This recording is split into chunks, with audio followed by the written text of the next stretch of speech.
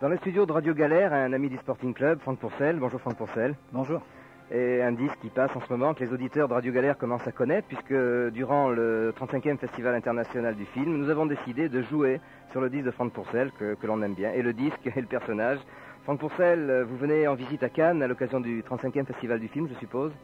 Oui, justement, à cette occasion, puisque j'ai enregistré sur une idée du festival, une rétrospective pas de tous les films qui ont eu lieu depuis 35 ans, mais enfin quelques-uns.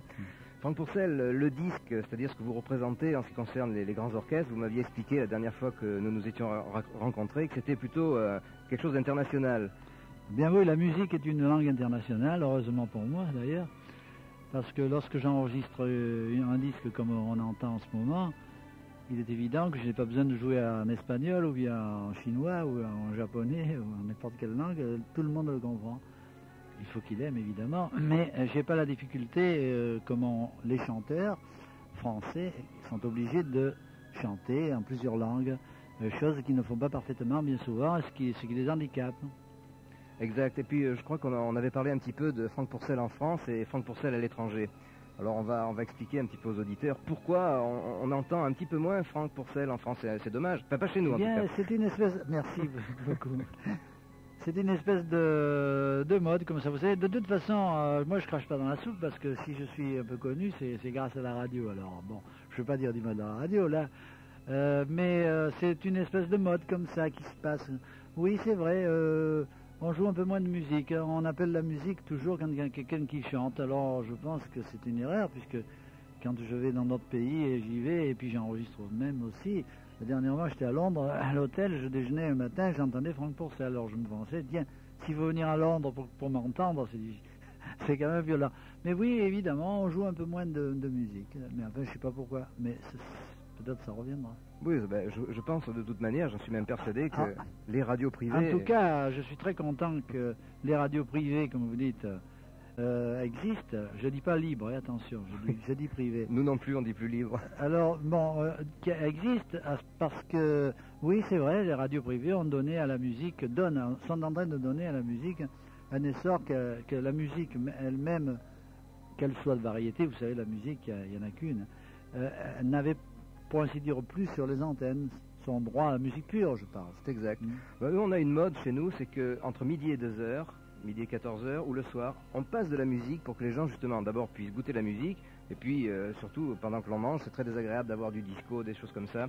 Oui, oui, moi aussi, lorsque je vais dans un restaurant, moi je suis musicien, eh bien je n'aime pas tellement manger au son d'un chanteur, n'est-ce pas, des disques de chant, parce qu'il raconte quelque chose, c'est idiot, on n'entend pas ou presque pas.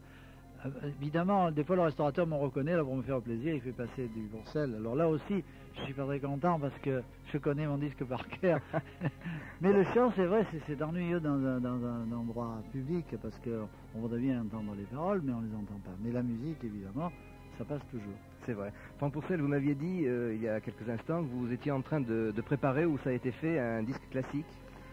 Non, je viens de faire avec alors une grande orchestre, pas le même genre, avec LSO, London Symphony Orchestra, un disque classique comme je fais habituellement. J'ai fait une série qui s'appelle Page Célèbre, une série, j'en suis à mon 14e disque, alors que l'autre c'est le 56e ou 57e.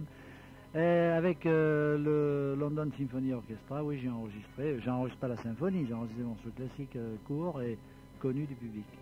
Combien avez-vous sorti de disques, Franck Pourcel? Parce que bon, on en a déjà pas mal ici, on n'a pas toute votre discographie.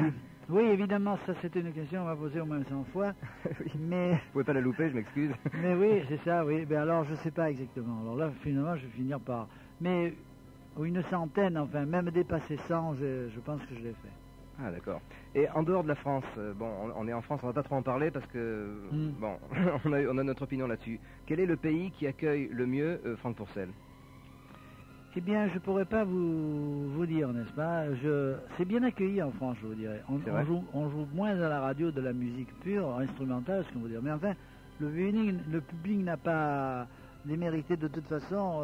Il n'y a pas longtemps, j'ai fait une apparition en public avec l'orchestre de Lille. J'ai vu que les gens n'ont pas l'habitude de voir un orchestre sur scène de 50 musiciens qui vous jouent des airs connus, n'est-ce pas?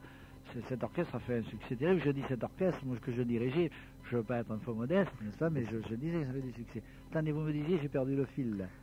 Quel est le pays qui Le accueille- pays, mais je peux pas dire. En principe, vous voyez, il y a... Les Japonais sont des gens romantiques, quoiqu'ils sont en avance électroniquement de 50 ans sur nous, mais ils ont vraiment un tempérament romantique, c'est-à-dire qu'ils aiment la musique que je fais, par exemple. Je ne fais pas de la musique que romantique, attention, il y a aussi, comme vous appeliez tout à l'heure, le zim boum boum avec, mais enfin, ça passe un petit peu avec... moi, c'est un mélange de, comme vous savez, de cordes et puis de rythmique, n'est-ce pas? Et il y a les Japonais, il y a les peuples d'Amérique du Sud, n'est-ce pas? Mais je crois qu'il y a, je ne veux pas dire un pays parce que c'est suivant des époques, suivant des disques, parce qu'il y a des disques qui plaisent plus ou moins, alors qu'on achète plus ou moins bien parce que ça plaît mieux. Mais tous les peuples, n'est-ce pas, sont à peu près la même chose, je pense. Oui, mais encore une fois, la musique étant internationale, ça doit Oui. passer partout. Oui, ça passe partout. Quels sont les projets immédiats de Franck Pourcel? Moi, j'ai toujours été un homme, je dis pas sans projet, mais enfin, qui vit un peu au jour le jour. Oui. Pour moi, ce qui me plaît beaucoup, c'est l'enregistrement de disques, parce que c'est un art, évidemment. Vous savez, nous, ça fera 30 ans l'année prochaine que j'en fais. C'est déjà pas mal, mais je ne suis pas resté comme il y a 30 ans, parce que vous savez que maintenant la technique a changé. Oui, ben, mon projet...